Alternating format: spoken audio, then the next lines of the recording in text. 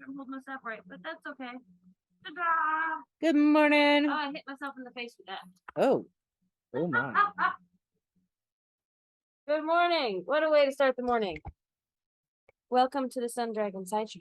The Dear Becky and Lizzie edition. Yes. Okay, I'm wearing this as proof of finishing. And I think when I block this, it might hang lower. I think if I did this again, I might make this a little longer, but I had to stop and do the sleeves and make sure I had enough yarn. I still haven't sewn the ends in, but I'm proof of off needles is what I'm doing with this. This is my Ranunculus with Mayu lace. And there's a lot of people, and if anything, I really should just pull my shirt. So this looks more layered than just a shepherd, right? Yes. For everyone who's like, ooh, I want to make one too, just heads up. The Mayu lace has the kind of construction it can get snagged and pulled, but not break. And other lace weights, it all depends on how strong they are. But just be prepared for that. Like I just fixed another snag that I swear was not there before when I put this on. I'm hoping to block this over the weekend. Blocking it does not guarantee that it won't snag again. It probably will. So, you know, but honestly, I don't know if I need to block it. Blocking could help some of the stitches that are irregular in here settle, or, you know, might not. It's hard to say. Anyway, I think I jumped over introductions. I just had to say proof. This is proof of life when it comes to projects. Yes. Proof of finishing. So hi, I'm Rebecca. I'm the owner of Sun Dragon Art and Fiber in sunny, and Liz says it's going to get colder today by the end of the day, Brevard, North Carolina. I'm Liz. I'm the minion there. It's gonna get hot first. And then it's gonna yeah. Roller coaster of weather today. Whee! So okay, I have to do one thing. So I was cleaning out and rearranging some shelves over there, and these little guys have been tucked away behind things. These are like from the Prim people. They make the some of our yarn storing notions and stuff, and like we bought these a long time ago. These are pattern keepers where you can keep a small project inside, and then you can put the pattern so that you can actually like read the pattern like this. They were never big sellers. We have like 3 of them in the shop right now. And as I'm moving them from one place to another, I'm like, this has a pattern in it. This has my sock pattern in it. It looks, I mean, I don't have one of the ones that doesn't have a pattern in it, but the labels, it has a piece of paper in it before we sell it that's white. So, you know, whoever moved things around last just saw the white and shoved them where I told them to shove them. Could have been one of our volunteers, could have been one of us. It's been so long, I don't know. But this is one of my sock patterns. And I was like, huh, we must have put it in there as an example. Mm-hmm. Is there anything inside? I hear it rattling around. This is why I brought it over. We didn't put it in there as an example. It's been so long that I forgot that I use this so people could see its usefulness. And the one I was using got shelved away with the new ones because when I opened it, because it felt heavier than the others. When I opened it up, there's a pair of socks. There's a pair of half-finished socks in there. I don't know if y'all, like, I didn't tell Liz about this before I started filming because I wanted to surprise her. I don't know if y'all remember when we were talking about the cotton sock yarn, and I said, I thought I started some socks with watermelon, but I don't know where they are. I can't find them anymore. Guess what? We found them. Yay! They've been in the shop the whole time.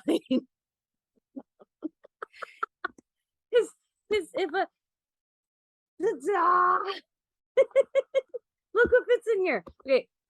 Full disclaimer. If you're interested in this little pattern keeper, it's a funky shape. It's a funky, I mean, it's both useful and not, you know, in a way. If you're like, that's cool, I want one, contact the shop because they're not online, but they are big enough to hold a pair of socks of sock project. Look at that. I would $11.95. I would say because of the construction of it, highlighter tape would be fantastic around the outside. Yeah, because you can like you can rotate them. it's so a whole 9.5 by 11, 9.5, 8.5 by 11 normal sheet of computer paper. If you roll and stick it in, goes this way, and it's got flat sides, so like you can rest it on the table where you want it. Like, it's ingenious. It just didn't sell well in the shop, so they've been on a shelf kind of hidden away. And apparently I have a pair of unfinished socks in here. And now that it's getting colder, because the cotton socks are for the summer. In some ways, I'm glad I didn't start another pair of, did I start another pair of cotton socks? I can't remember. I have some right here. So we so need one of those, like, place your can't bets, believe- folks. I just can't believe, like, this predates COVID. Okay, that this has been missing in action, and I didn't even know it was missing in action. Well, I mean, because it predates put it up here. COVID, there are reasons. So, Wait, you're saying because COVID hit, I just forgot about everything? no, because like life got flipped. Life got, yes. Yeah. Yes. And there's times, yesterday driving into the shop, there was a fire truck on Main Street with its lights flashing, no sirens, but lights flashing. As I came up and came around the corner, and I was like, oh, by the time I saw Liz, I forgot I saw it completely. This is the first Liz is hearing of it. Life. Okay. Moving on. So, probably should have brought a water over here, but that's okay. I can survive because I'm about to eat my glorified cookie or rolled flat muffin, whichever way you want to describe it. Breakfast. But yeah, I can't get over that. Today's the Dear Becky and Lizzie edition. Please, if you ask us questions about how do I keep track of my projects, I think we have just proved we're not masters. Yeah. Nope. Find a way that's better than what we do. Oh my gosh. Use us as a cautionary tale. Oh my, yeah. Learn from our mistakes. I'd say, people don't use 1,400 plus square feet places to, store all their yarn. I do, but that's in amongst the house. I also have to, like, this is why I think someone else, not me, but this is why someone put them away thinking they were all empty. I probably did. Cause like, if you're just glancing, like if you know what you're looking for, this is a pattern and this is not. But if you don't know what you're looking at, if you're just like, it's white, it's one of these thingies, and you weren't aware that I was using one, I've forgotten that I was using one. You can see how these ended up in the same place. I probably just walked around the shop and grabbed all of them and stuck them all together. I bet, or maybe, one of our mignonettes did. I don't want to use names because, I don't know who did it and I don't want to accuse someone wrongly, but it's let's clean off the table. All right. Could have been Rebecca too. Like, it might have been me. I could very well have not noticed. I mean, now I very obviously can tell the difference, but when I was even just moving them just now, whatever, we don't necessarily. We just both talked over each other and no one heard anything. Nope. You don't have to be sorry. What were you saying? I said when we're both in a hurry to clean up, we just kind of, grab everything that's on the table, which means if Rebecca's got a project worth of yarn on the table, I could have put it back. It may end up somewhere weird. As I'm moving them, I didn't realize at first that there was a problem or that they were different. It took me a few minutes as I'm moving them. Anyway, so I'm gonna munch on my cookie. What are we talking about today? Let's discuss. We got some topics. We got some topics. And in the newest list of topics, we reviewed them, and One-skein projects and Scrappy projects. Let's start with Scrappy. Okay. And this is the idea of you have lots of leftover bits of yarn. Yeah. Like look, I have this left from the sweater I made. Is this enough to make something? Probably not. Although this much lace weight yarn, you'd be surprised. But I wouldn't look at this and say, I have enough for another project. So it would go into, like, we've got some boxes here in the shop that just have it. Look, here's stuff that's left over from a shawl I made, or no, a cowl that's at home waiting to be blocked. But these two little things might go in a bag with lots of other little bits and baubles. And what do you do with that? You could stuff something with it. Depending on the size of your scraps. There are so many possibilities. And when the topic was posed, it was please not another Afghan. Like, you know, because everybody's like, I'll just take all my scraps and make an Afghan. You've done Scrappy, and you have not done Afghan necessarily with it. What have you done? I have scarves, hats, shawls. I think shawls are my go-to, and I and I use those as, and like, I don't really make Scrappy things, but we've put together Scrappy kits. A shawl would be my go-to in that I wear a lot of my shawls like scarves. So it doesn't have to be like, if you don't want a long rectangle, you can do some other shape with it. Like, I've seen you take a regular shawl pattern and use your scraps on it. And just like I hear you say things like, just grab the next ball. Like don't try to overthink it. Just grab your next thing. So it's not like you have to search for a pattern online that's made for Scrappy things. And there are, like, if you type in Ravelry, I want Scrappy, Stash Buster, you know, there are tons of patterns that are designed for scraps. I don't use them because you can take any pattern and make it Scrappy. Like, you want a striped sweater or a Scrappy sweater, there's the sea glass that's designed for Scrappy yarn, and it's, although I want to say the sea glass is designed for a particular weight. Your leftovers, your leftovers that are all the same thickness. But you can do anything as long as the thickest yarn you are using, you're using a needle for that same size. That's what I kept my mouth shut, because I'm like, I know that you will have the here are the things that will help it be successful. And that's one is that, like, the thickest yarn you're using, go with a needle that's comfortable for that.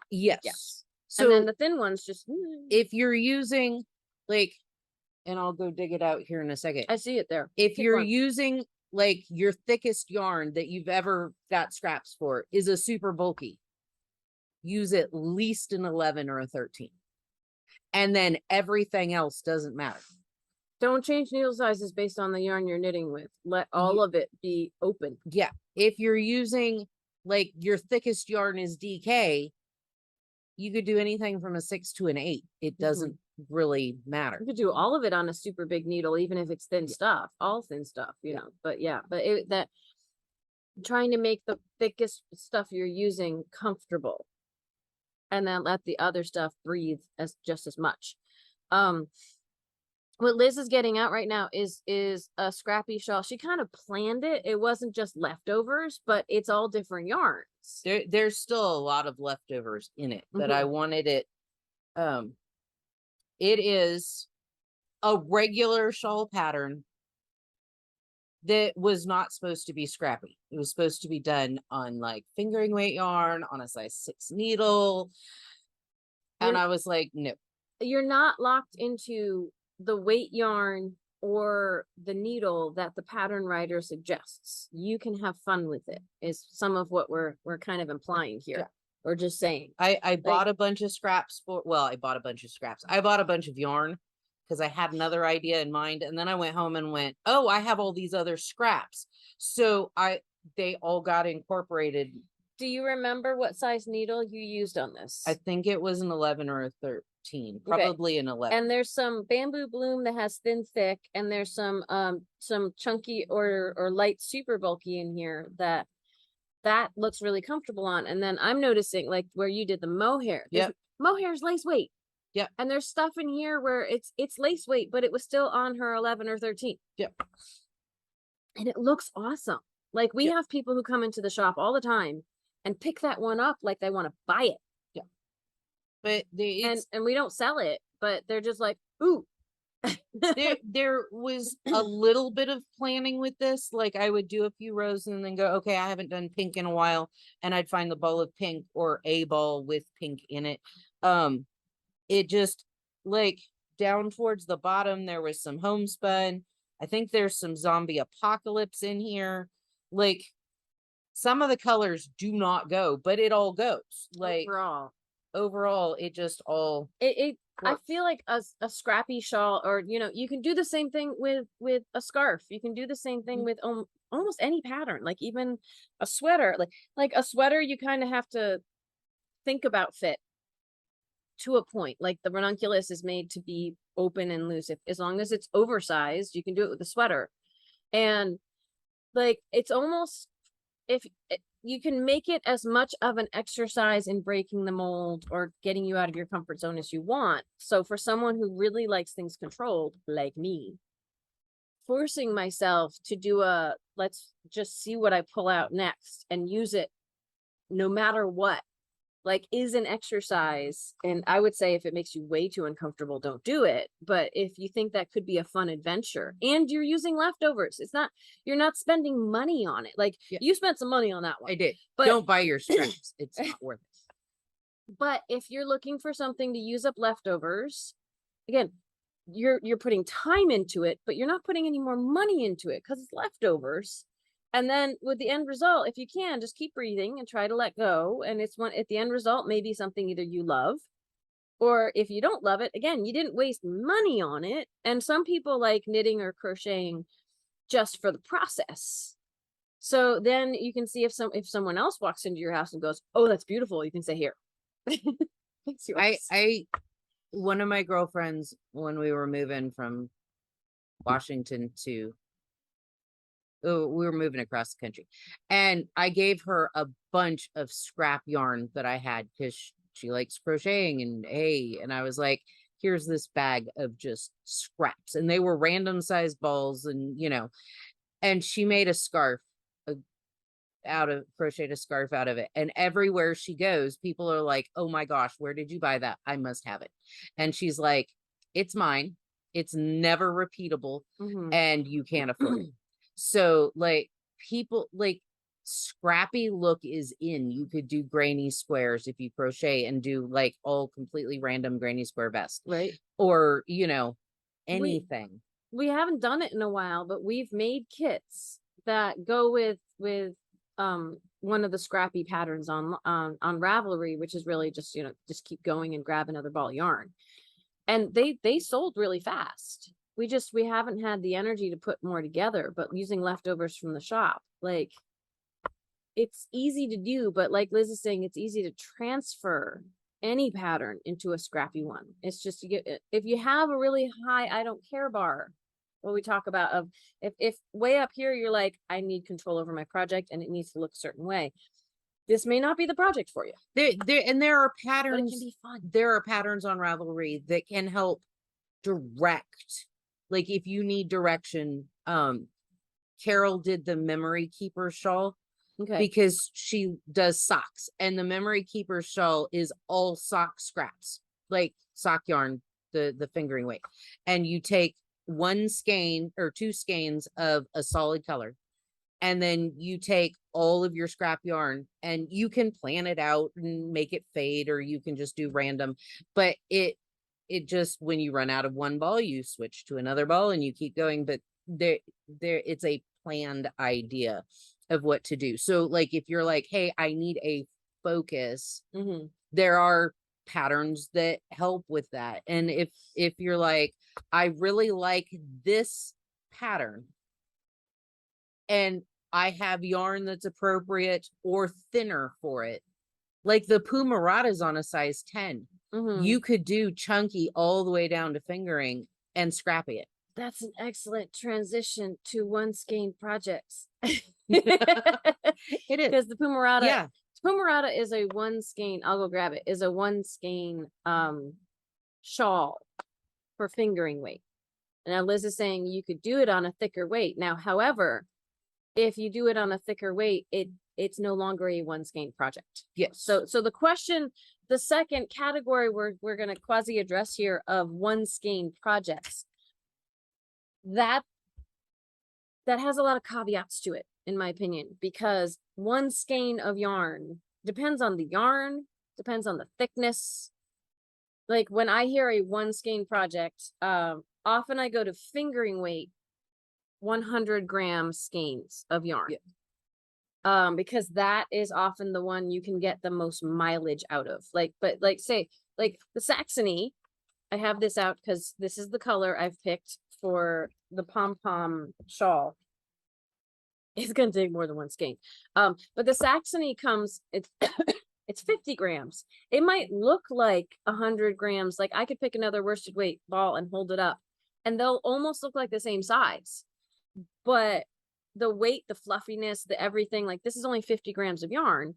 It's only 120 yards. It's not going to get you very far. I can't say like you can make a shawl out of it, right? I'm going to need a whole bunch of these. I'm probably going to need 6 or 7 of these for the shawl I'm eyeing. You might be able to get a hat. Maybe. It just like some hats take about 100 yards of worsted weight yarn. Yeah. Some of them take more. Yeah. Like when there's 100 grams skein of worsted weight, that I could say, hey, you can make a hat. You might be able to make a pair of fingerless mittens, you know. So saying, hey, what are some good one skein projects? That is almost like with some planning, a whole show in itself, because we'd have to think about the different weights and what you can do, and because that changes. And also, like we were just saying, to say, hey, one skein of worsted weight, but not all skeins are the same amount of yarn. Like, well, we've got chunky yarn that we showed yesterday, the Wizard, that's 200 and whatever yards, 260 yards. Yes. For 100 grams. And then we have other chunky yarn over there that's only going to be 100 yards for 100 grams. So what were you going to say?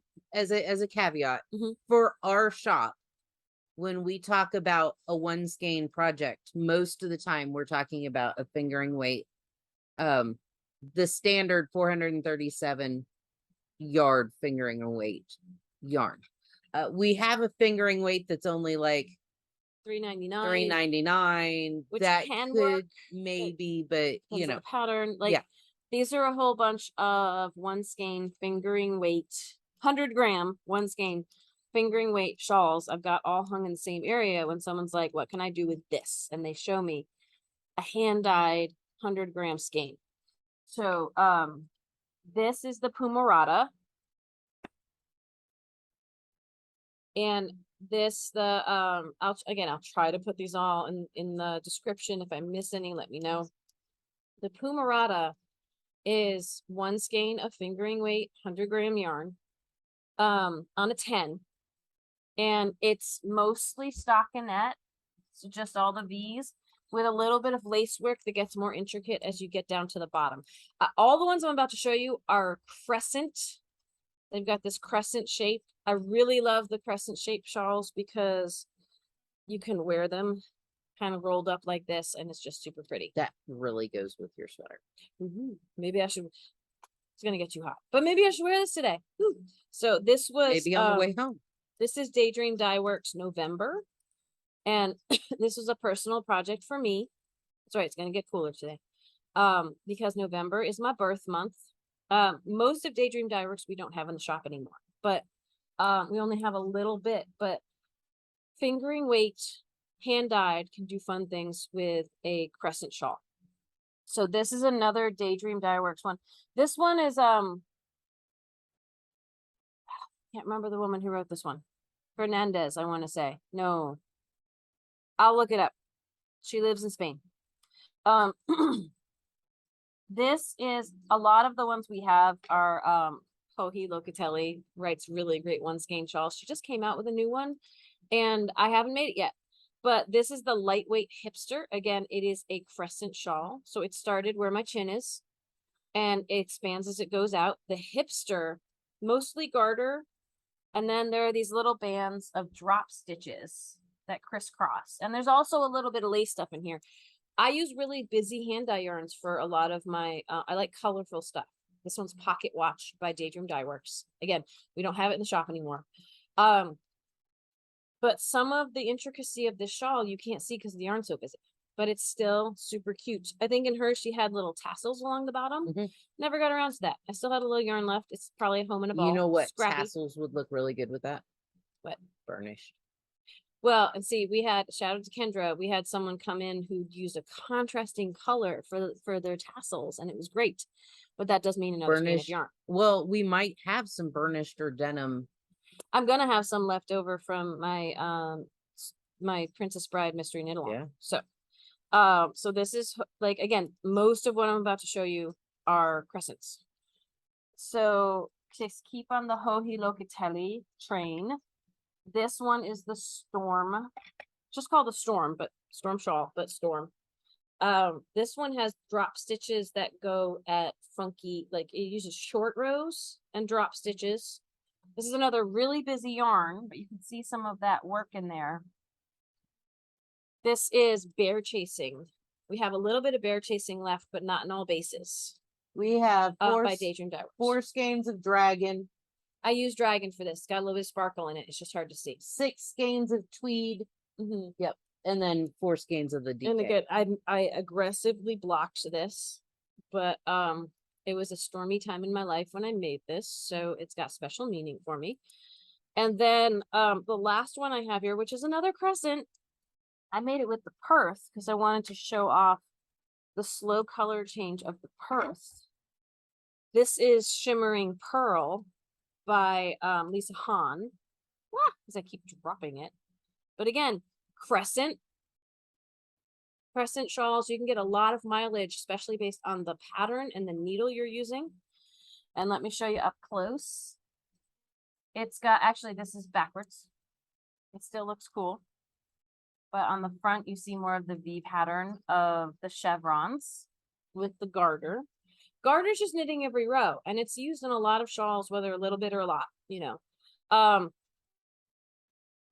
A triangle one skeiner that might not even use the whole skein. Again, fingering weight, 100 grams, is the Reina. It's another hand dye we don't have in the shop, but lots of hand dyes will look really cool with this. This is the Reina. And it's a little cute. It's almost more like a kerchief. You can expand it and make it longer if you want. But a symmetrical triangle as opposed to a crescent, you just have more of a point in the front. The Mushishi aspen falling leaves. Yes. Aspen. However, what Liz is pointing at, and what I can get down, is a one skein, but it's a massive skein of yarn. Yeah. So again, that whole idea of a one skein, it depends. It's 2 skein shawl minimum if you're using 100 grams. Yeah. So what Liz is pointing at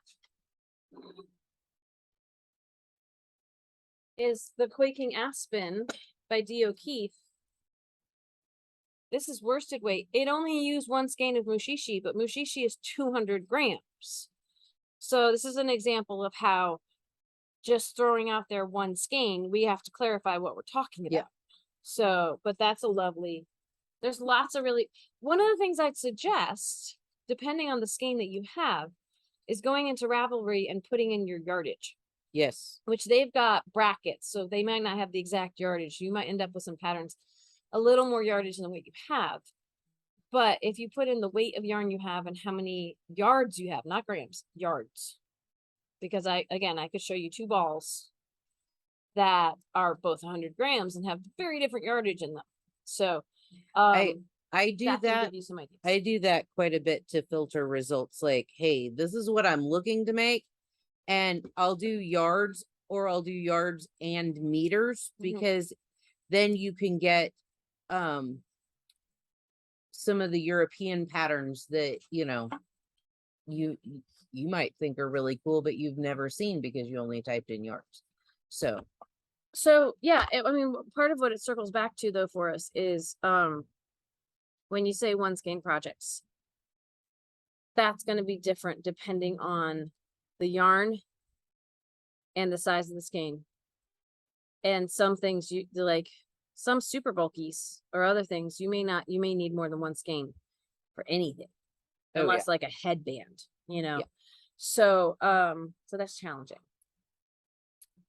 but it's doable. But it's doable. It's an easier question to answer if someone comes up to us or emails us and says, this is what I have, or this is what I want to buy. Yeah. And what can I make out of it? Sometimes we can riff off of that a little bit better. Let me see, try to get this a little drapier. Ta-da! Fashion statement. Fingering weight, One-skein 100-gram shawls I think are really fun. A lot of the hand dyes will be superwash merino or something like that. So they're wool, but they're thin, so they can be very versatile. We still have knitters from Florida who will insist that merino, even if it's thin, will not work for them in Florida. And they might know what they're comfortable having against their skin in certain temperatures best. I find they're great for, even in Florida, for like air conditioned places. Maybe I'm not wearing it outside in the summer, but when I go inside, I need something to take the draft off. That kind of thing. So I find that if it's fingering weight and like the Pumarada, or something with a lighter drape to it, even in the summer, like it's hot out, and I tell people all the time, I'm not wearing my shawls because it's July. But if I'm going in the grocery store, I'm grabbing a shawl to bring in because they have it set at Arctic, and it's yeah. So there are some options. And I have a lot of mess to clean up, but that's okay. So I'm trying to think of other weights of yarn. If there's stuff like, depending on how thick the yarn is, again, you might get a cowl out of it or a hat if it's thicker. But you're quickly approaching where you're gonna need a lot more yarn for something of the same size. Mohair, you can get a whole slouchy hat out of one little 25-gram ball, knitting it by itself. So the more you work with things, the more you start to get a feel of what's possible. Yeah. You were taking a breath. The fun fur, if you're knitting with it, fur stuff, yeah, you can get one cowl. And if you're crocheting, it eats up a third more yarn, so you're gonna need more. And that's actually another caveat to put on this is you'll get more mileage out of the same amount of yarn when you knit versus when you crochet. So when people come in and say which is better or which is faster or which is, like how would we rank knit and crochet? It's not a one above the other. There are pros and cons to both. So on the whole, once you learn to crochet, you can make things faster because the stitches are taller or they come together faster. But the flip side of that, like if I'm making a blanket, a baby blanket or a human-sized blanket, if it needs to be done fast, I'm crocheting it. I'm not knitting it. It's going to take forever. Example is the wedding blanket I'm making. However, it's going to use the same size of project is going to use up more yarn when you crochet because there's more loops being pulled through loops. There's a denser fabric being created with the same type of yarn with crochet. So in the end, the crochet one, depending on the pattern, the crochet one could be more expensive because it needs more yarn.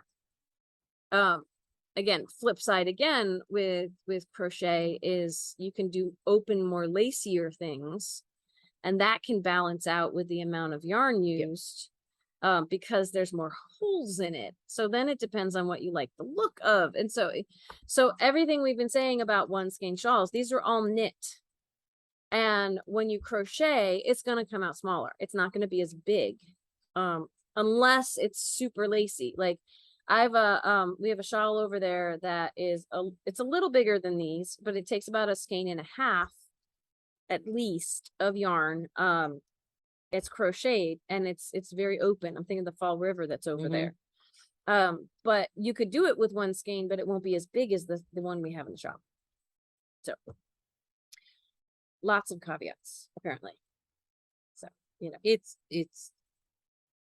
people come in all the time going, so how far will this one ball get me? Or how much do I need for and a blanket? And it's like they're like, well, you knit or you crochet, so you should know. And it's like, yes and no. Like, Mhm. I can't tell you how many granny squares you're going to get out of one bulk. Because I everybody uses a different hook, everybody's got a different gauge. Yeah, I tension is different. I I could tell you what I think I might get, and even guessing like how many granny squares I'm gonna get out of some. I don't. I don't do that enough to know. yeah. And how I make them is going to be different than how Liz makes them. Is going to be different than how the customer makes them. So We learned that right after you opened the shop. yeah, I Like, think I have those swatches at home. I think I yeah. found them. We told the story before. We making a traditional Christmas stocking with hexagons, with crocheted hexagons, and you have to make like 17, and if you put them all together in the right order, then you have a stocking shape. It's really cool. Like the last one is the toe that gets wrapped around and sewn in place. And we thought we'd work together on it to get it done faster. So same yarn, same hook. And we both Different made people. one. Different people. Hers, you could fit inside, like lay it on top of mine and still see the edges of mine because I'm looser and she's tighter relative to each other. So we quickly found out that we couldn't do that because we couldn't sew them together because they weren't going to end up the same size. We could have played around with it and changed hook sizes and like if she'd gone up a hook size, then maybe they would have come out the same, but we didn't. And I used to bring those out as examples of gauge, and now I don't really have that in depth of a gauge discussion with beginning knitters. So, but we could still have them in the shop for discussing gauge with more advanced, again, advanced beginner, just knowing the basics, right? So, which reminds me, I saw a thing on Knit and Chat about someone was saying, and I pointed them towards my videos because I don't do, they were looking for a virtual class they could take. You started telling me about this and then we got busy. Yeah. Well, and I had the same question as a few people in her comment because she's like, I took knitting 101, but now I'm having trouble tracking them down for knitting 102, or people who want this class say I need knitting 201. And I'm thinking, what do those labels mean? Like in academia, 101, 102, or 201, or there's a sense of getting more advanced, right? And I do call my intro knitting and intro crochet knitting 101 and crochet 101, but I don't number anything after that. And so I and some of the people writing in to try to comment and help were just like, I don't understand. I need clarification on what those titles mean. Like, is there a yarn shop that has come up with designations for those titles, or are you coming across a more widespread understanding of what 101, 102, 201? I've never heard of like classifications of classes on that level that are more widespread than a single shop. Because again, I just call 101 when you're learning the basics. And then beyond that, like I haven't seen somewhere where it's listed, well, in 102, you would learn, but she was talking about it as in 102, what you would like, but she wasn't clear, like, because she may not know too either. No judgment on this at all, but that she was talking to people that were talking about 102 and 201 and like those equated to certain skills or things. And it's like, I'm not aware of that as a widespread lingo across the knitting world. So yeah, it was confusing for me, but I was like, I don't have time to do virtual lessons anymore now that the shop is back open to regular hours, but I have a lot of videos on my tips and tricks page that could be helpful. Well, and your teaching structure on knitting is that pretty much once you learn knit and purl, there are a couple of tweaks that you might have to do, but you can start making almost anything in the knit world. It's like there's other skills, but it's not like there's a certain order to learn them in. There's increasing, there's decreasing, there's cables, there's drop stitches, there's so many things. It's more what do you want to learn, what do you want to make, and learn more skills as you go. The same thing with crochet. Once you learn single and double crochet, and chain is a foundational part of starting that, then so many things are combinations of that if someone tells you, well, you have to learn them in this order, I'm like, other than those beginning skills. I'm like, you really don't, in my opinion. It sounded like she was struggling with the yarn shop to get someone to call her back or schedule a lesson or communicate with her. And I see both sides, because there were some people on that thread who were like, I like kind of criticizing the yarn shop, saying, well, why wouldn't the yarn shop want your money? Don't they want to work with you? And I hear that. It's like, that's rough that they're not getting back to her. But I also, from the yarn shop side, see that we don't know how busy they are. We don't know how many teachers they have or what time they have available. They may not be intending. They could totally be ghosting her, but they may not be intending to ghost her. And everybody's suddenly jumping on the yarn shop or this other place. And it's like, or people's definitions of things. And it's like, I could see both sides. From what I have seen of yarn shops, we are a unique yarn shop in that the owner is our teacher. So she is here all the time, but there's a careful balance of keep the teacher hat on or off during the day. A lot of yarn shops like hire somebody or contract. So they may come in. Yeah, they may only have help available on certain days. They may not have their help available for a stretch based on what's going on in life and everything else. Even though I'm here all the time, it's hard to have, like Liz is saying, my teacher hat on all the time. I'm starting new policies. Some of you have heard all of them. And some of those are rubbing people the wrong way of, I cannot just drop everything and help anyone who walks in the door. I'd like to be able to. And that's not money dependent or how much you're spending in the shop dependent. It's just we're trying to balance all the things that only two people running a whole yarn shop have to do. And that's starting to mean being really clear cut on, these are the times I can help and these are the times I can't. And in desperate situations, we'll find another time, but we're trying to offer enough times that someone can find some time.